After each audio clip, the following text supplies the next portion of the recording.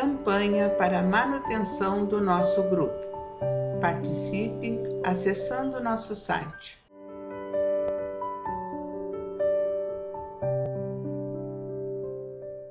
Olá, estamos aqui mais uma vez para dar prosseguimento à leitura do livro Missionários da Luz, A Vida no Mundo Espiritual, pelo nosso querido espírito André Luiz, na psicografia do saudoso Francisco Cândido Xavier. Saúdo os trabalhadores, amigos, simpatizantes do Grupo Espírita Francisco Xavier, que vem acompanhando todos os nossos trabalhos. Continue. Sempre que assistir, dê uma curtidinha nos nossos trabalhos. Hoje nós vamos dar prosseguimento ao capítulo 12, que tem o título Preparação de Experiências. André pediu a permissão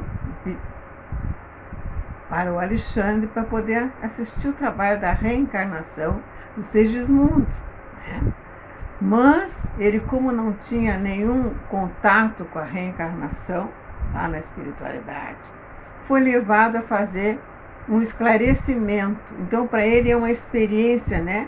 Uma preparação de uma experiência muito nova. E ele chega num departamento muito lindo, onde se projeta as reencarnações, inclusive com modelos, né? Há duas estátuas, tanto feminina como masculina. E ali ele está observando o trabalho, né? Muito lindo. Então nós vamos dar prosseguimento na segunda parte. Identificando a admiração, Alexandre sorriu e disse ao assistente Jovino, com o propósito de fazer-se ouvido por mim: talvez André não conheça bastante o nosso respeito e gratidão ao aparelho físico terrestre. Que lindo, né? Em verdade, ajuntei, ignorava até agora que o corpo carnal fosse entre nós objeto de tamanhos cuidados. Não a sabia que a nossa colônia contasse com instituição desse temor. Como não, meu amigo, interferiu o assistente com inflexão de carinho. O corpo físico, na crosta planetária, representa uma bênção do nosso eterno Pai. Constitui primorosa obra da sabedoria divina, em cujo aperfeiçoamento incessante temos nós a felicidade de colaborar. Quanto devemos amar a máquina humana pelos seus milênios de serviço a favor de nossa elevação na vida eterna? Nunca relacionaremos a extensão de semelhante débito.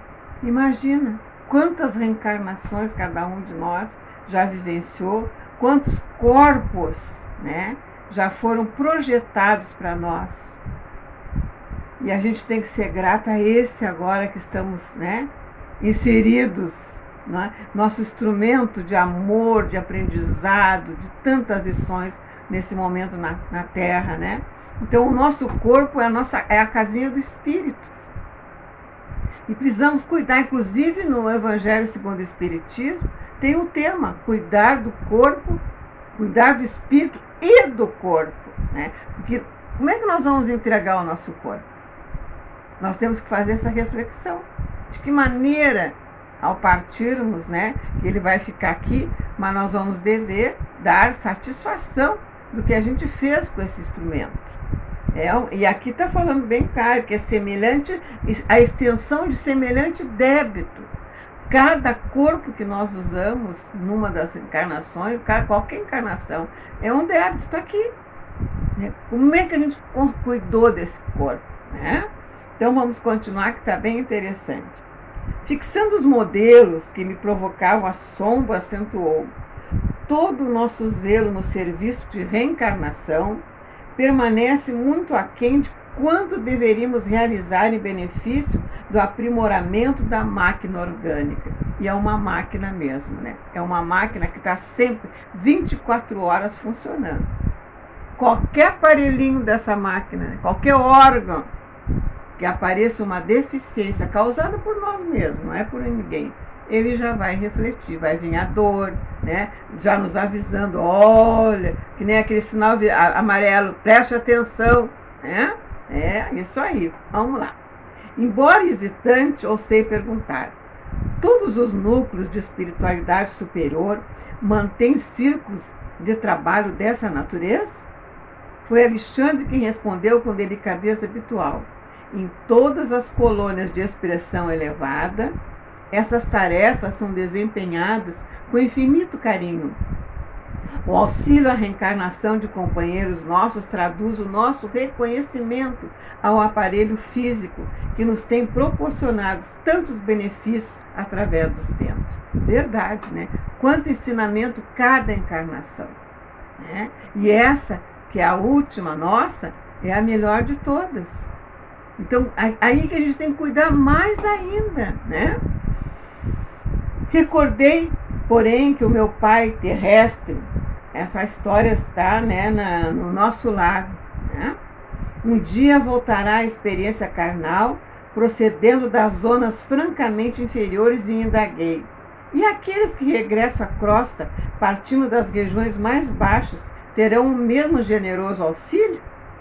Desejando imprimir a pergunta mais viva sinceridade, acrescentei: meu genitor, na derradeira romagem terrestre, voltou faz algum tempo à esfera carnal em condições bem amargas. Lembram que lá em nosso lar a mãe do André volta com seu ex-marido como filho e junto duas mulheres que ele tinha como amantes? Ela aceitou, abençoada, né, ser mãe dos três. Vejam só que espírito, né? Está lá em nosso lar, muito lindo a colocação dela, que inclusive quando ela avisou que viria, André ficou meio indignado naquele momento, mas como tu, mãe, né, com a tua perfeição, com a tua grandeza, vai aceitar três espíritos tão imperfeitos, né? E ela não questionou, ela disse sim, muito lindo, né? André interrompeu o curso da frase ponderando: compreendemos, se era ele criatura de razão esclarecida, embora não iluminada, permanecia após a morte em estado de queda, e não deve ter voltado à bendita oportunidade da escola física sem o trabalho intercessório. Eles fazem o trabalho quando, né, um espírito mais elevado intercede por eles. Foi o caso da mãe, né, que aceitou e pediu para voltar, né? E forte ajuda de corações bem amados do nosso plano. Nesse caso, terá recebido a cooperação de benfeitores, situados em posições mais altas, que lhe terão endossado as promessas no serviço regenerador. Se ele foi, porém, criatura em esforço puramente evolutivo, circunstância essa na qual não teria regressado em condições amargurosas, contou ele naturalmente com o abençoado concurso dos trabalhadores espirituais que velam na crosta pela execução dos trabalhos reencarnacionistas em processos naturais. Que lindo esclarecimento, né, meus irmãos? Em face dos esclarecimentos do instrutor, entendi as diferenças e tranquilizei meu coração. Ele próprio, não lembro quando estava no umbral, o André, que ficou 8 anos, quando ele se ligou a Deus, ele enxergou Clarencio ali. E o que o Clarencio disse? Eu estive todo o tempo aqui do teu lado. Viu? Abençoado todos nós, né? Não importa qual foi a atitude, né, daquele espírito, mas ele é filho de Deus e providenciou, o Pai amado, tudo, né, para recuperar esse espírito. Coisa linda, né? Vamos lá. Em face dos esclarecimentos do instrutor, entendi a diferença e tranquilizei o coração, repetindo: fosse porque a palestra escalpelara melindroso assunto de família humana, fosse pelo propósito de que deixaram a sós com as minhas profundas reflexões naquele extenso gabinete de serviço, o orientador e o assistente entraram em silêncio, compelindo-me a rebuscar novos motivos de conversação para o meu aprendizado. Passei então a observar detidamente os modelos masculinos e femininos, não longe dos meus olhos. E muito gentil, Josino posou a destra de leve dos meus ombros e falou-me: Aproxime-se das criações educativas. Você lucrará muito observando de perto. Não contive um gesto de agradecimento, afastei-me dos dois respeitáveis amigos, acercando-me das figurações ali expostas.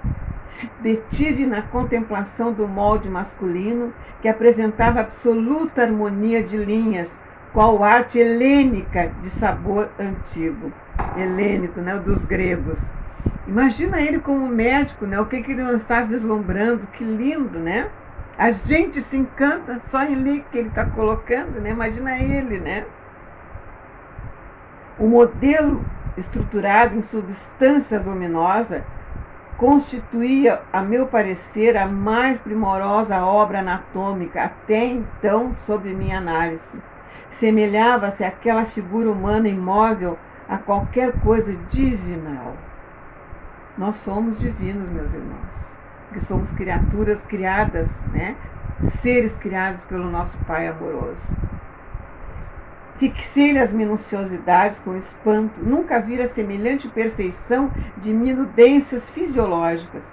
Toda a musculatura estava ali formada em fibras radiosas, desde o frontal às regiões diversas da musculatura em geral. Determinadas fibras, todavia, como as que se localizavam na zona orbicular das pálpebras, no triangular dos lábios, no gânglio peitoral, no pectíneo, nas eminências ternar e hipotenar até o extensor dos dedos, eram, que magnífico, né, meus irmãos, mais brilhantes. Do exame de superfície passei às observações mais profundas, identificando as disposições maravilhosas das figuras representativas da circulação linfática e sanguínea.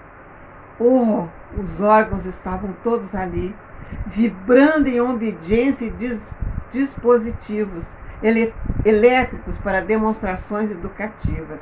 Os vasos para o sangue venoso apresentavam-se em luz acinzentada, ao passo que as regiões do sangue arterial figuravam-se em cor encarnada.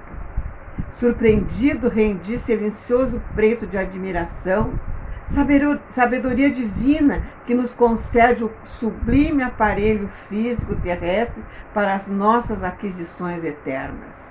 É verdade.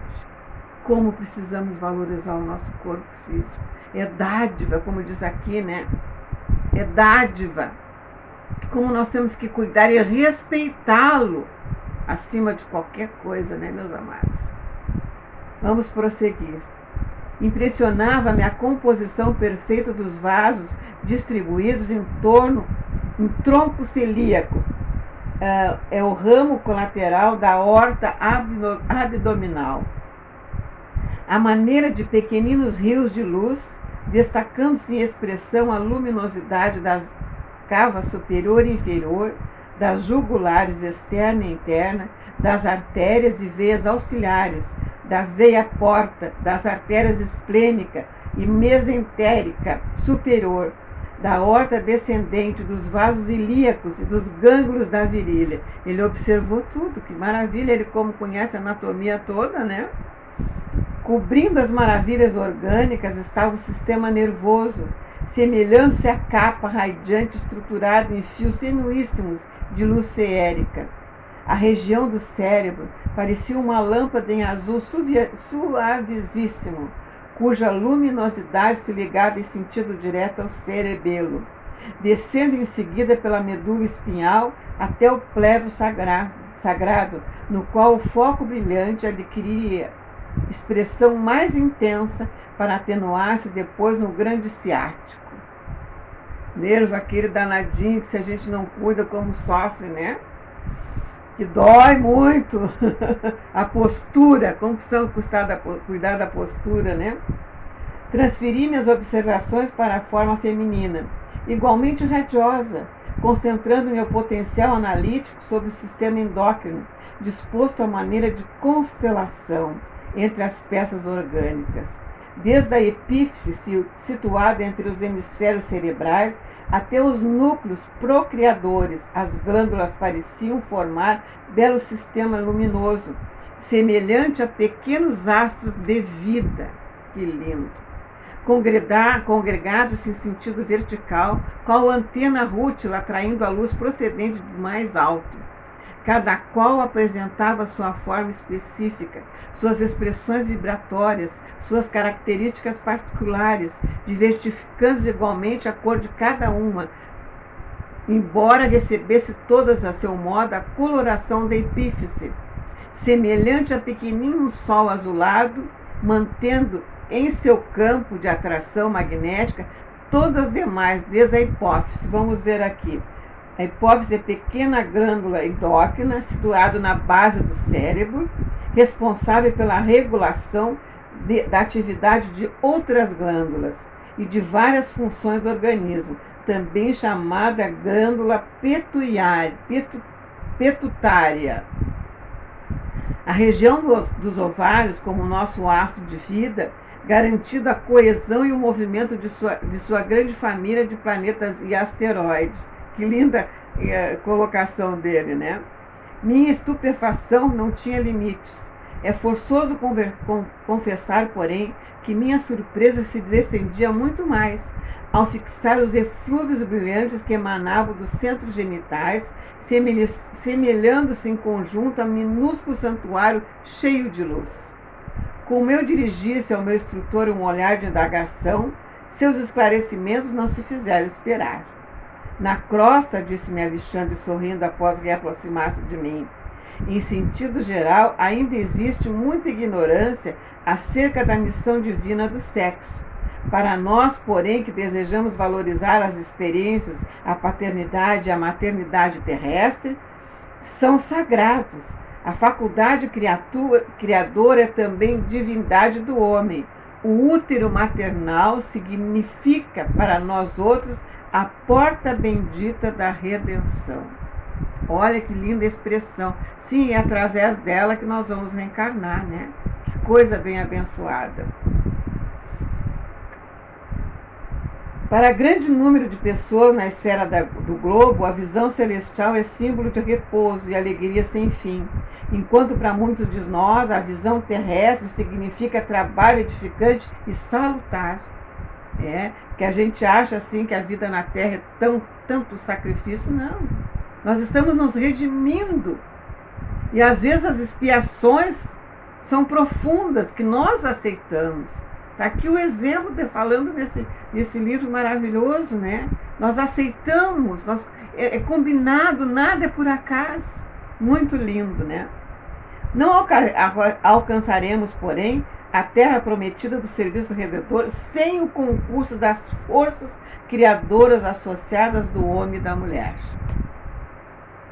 Compreendi com um novo espírito o caráter sublime das energias sexuais e recordei-me compadecidamente de todos os encarnados que ainda não conseguiram edificar o respeito e o entendimento relativos aos sagrados órgãos procriadores. Meu orientador, entretanto, com antena receptora de todas as minhas emissões mentais, advertiu-me bondoso. Relegue ao esquecimento qualquer impressão das reminiscências menos construtivas. Os que ultrajam o sexo, escrevendo, agindo, falando, olha só que coisa profunda. Os que ultrajam o sexo, escrevendo, agindo ou falando, são grandes infelizes por si mesmos. A responsabilidade que isso acarreta, né? Quando uma criatura escreve um livro pornográfico, por exemplo, até a própria música a gente sabe, né? Ele está comprometido, né? Porque ele está levando para outro lado essa coisa abençoada que está nos esclarecendo aqui, né, meus irmãos? Guardei a lição, abençoei a nova experiência que começava. Despediu-se Alexandre, deixando-me na grande instituição de planejamento, onde o assistente Josino, ocupado nos encargos do seu ministério, me confiou aos cuidados de Manassés, um irmão dos serviços informativos da casa, que me acolheu prazerosamente, cercando-me de gentilezas e carinho. Senti imediatamente que o meu aprendizado ali iniciava com imenso proveito.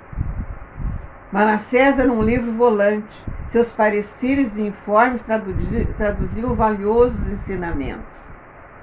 Aproximando-nos dos pavilhões de desenho, onde numerosos cooperadores traçavam planos para reencarnações incomuns, foi o meu novo companheiro procurado por uma entidade simpática que lhe pedia informações. Manassés apresentou-me otimista. Tratava-se de um colega que, depois de 15 anos de trabalho na atividade de auxílio, regressaria à esfera carnal para a liquidação de determinadas contas. O recém-chegado parecia hesitante. Via-se-lhe o receio e a indecisão. Não se deixe dominar pelas impressões negativas, dirigia-se Manassés a ele, infundindo-lhe bom ânimo. O problema do renascimento não é ânsia tão intricado. Naturalmente exige coragem e boa disposição. É a mesma coisa de nós perto de desencarnar, né? A gente também tem isso aqui, como ele está colocando, que dizem às vezes que reencarnar é muito pior do que desencarnar, né, meus amados? Então é isso aí, né? Entretanto, exclamava o interlocutor, algo triste, temo contrair novos débitos, em vez de pagar os velhos. Está aqui a preocupação, né? Os velhos compromissos. É tão penoso vencer na experiência carnal, em vista do esquecimento que sobrevém à encarnação. É abençoado o esquecimento. Se a gente lembrasse de tudo, meu Deus. Deus é muito bom, né? Vamos prosseguir. Seria, porém, muito mais difícil triunfar guardando a lembrança daqui o Manassés incontinente. Prosseguindo sorridente, acrescentou: se tivéssemos grandes virtudes e belas realizações, não precisaríamos recapitular as lições já vividas na carne. E se apenas possuísse chagas e desvios para rememorar, abençoemos o ouvido que o Senhor nos concede em caráter temporário. Esforçou-se o outro para esboçar um sorriso e objetou: conheço-lhe o otimismo, quisera ser igualmente assim. Voltarei confiante no concurso fraterno de vocês. E, modificando o tom de voz, indagou: pode informar se o meu modelo está pronto? Olha lá, ele foi buscar o modelo dele, né? Vamos lá. Creio que poderá procurá-lo amanhã, tornou Manassés bem disposto. Já fui observar o gráfico inicial e dou-lhe parabéns por haver aceitado a sugestão amorosa dos amigos bem orientados sobre o defeito da perna. Certamente lutará você com grandes dificuldades nos princípios de nova luta, mas a resolução lhe fará grande bem. Olha só, ele vem com defeito na perna. Sim, disse o outro, algo confortado. Preciso defender-me contra certas tentações da minha natureza inferior. E a perna doente me auxiliará, ministrando-me boas preocupações. Semear um antídoto à vaidade, uma sentinela contra a devastação do amor próprio excessivo. O que é isso? Um freio.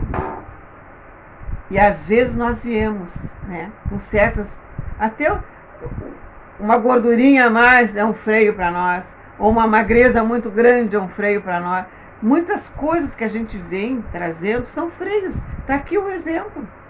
Né? E ele aceitou com tanto carinho aquilo, porque ele sabe das deficiências dele quando reencarna. Né? As tendências deles, a gente sabe na espiritualidade. Por isso que escolhe certas coisas, meus amados. Né? Muito bem, respondeu Manassés, francamente otimista. E pode informar-me ainda a média de tempo conferida à minha forma física? 70 anos no mínimo, redarquiu meu companheiro contente. O outro fixou uma expressão de reconhecimento, enquanto Manassés continuou: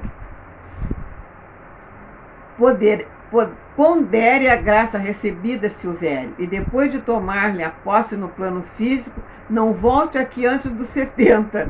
Trate de aproveitar a oportunidade. Todos os seus amigos esperam que você volte mais tarde à nossa colônia na gloriosa condição de um completista. Olha essa expressão. Será que conseguimos ser completistas?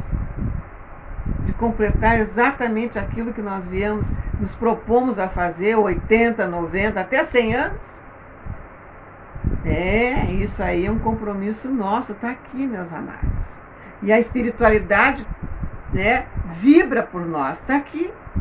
Né? Ele está olhando para que ele volte na gloriosa condição de um completista, que não faça nada para antecipar a estadia no corpo. É isso aí. O interpelado mostrou um raio de esperança nos olhos, agradeceu e despediu-se. As últimas observações de Manassés acenderam-me curiosidade mais forte.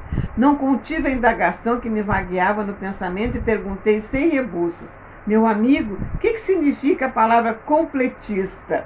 Que ele vai explicar para nós, né? Ele sorriu complacente e retrucou bem-humorado: é o título que se designa a raros irmãos que aproveitaram todas as possibilidades construtivas que o corpo terrestre lhes oferecia. Em geral, quase todos nós regressando à esfera carnal, perdemos oportunidades muito importantes no desperdício das forças fisiológicas. Perambulamos por lá, fazendo alguma coisa de útil para nós e para outrem, mas por vezes desprezamos 50%, 70%, 70% e frequentemente até mais de nossas possibilidades. Em muitas ocasiões prevalece ainda contra nós a agravante de termos movimentado as energias sagradas da vida em atividades inferiores, que degradam a inteligência e embrutecem o coração. Que lição esse capítulo, né? Aliás, todo o livro é lindíssimo, mas aqui está dando um toque para a gente nesse alertar. Aqueles, porém, que mobilizam a máquina física, a maneira do operário fidelíssimo, conquistam direitos muito expressivos em nossos planos. O completista, na qualidade de trabalhador leal e produtivo, pode escolher à vontade o corpo futuro. Quando lhe apraz o regresso à crosta em missão de amor e iluminação, ou recebe veículo enobrecido para o prosseguimento de suas tarefas, a caminho de círculos mais elevados de trabalho. Semelhante notícia representava para mim valiosa revelação. Nada mais legítimo do que adotar o servidor fiel de recursos completos. Lembrei-me dos desregramentos de toda a sorte a que se entregam as criaturas humanas em todos os países, doutrinas e situações, complicando os caminhos evolutivos, criando os laços escravizantes, enraizando-se no apego aos quadros transitórios da existência material, alimentando enganos e fantasias, destruindo o corpo e envenenando a alma. Claro, a gente, quando destrói o corpo, se envenena. Em um transporte de justificada admiração, redargueu, recordando o cativeiro dos espíritos encarnados no plano da sensação, consola-nos saber que é um prêmio aos raríssimos homens que vivem na sublime arte do equilíbrio espiritual, mesmo na carne. Quem consegue equilíbrio, né? Sim, disse Manassés, aprovando-me com o olhar. Por mais estranho que possa parecer, semelhantes exceções existem no mundo. Passam frequentemente para cá entre os anônimos da crosta, sem fichas de propaganda terrestre, mas com imenso laço de espiritualidade superior. E dando-me a impressão de que desejava esclarecer-me relativamente a ele mesmo, acrescentou: há muitos anos me esforço para conseguir a condição dos completistas. No entanto, até agora continuo em fase de preparação.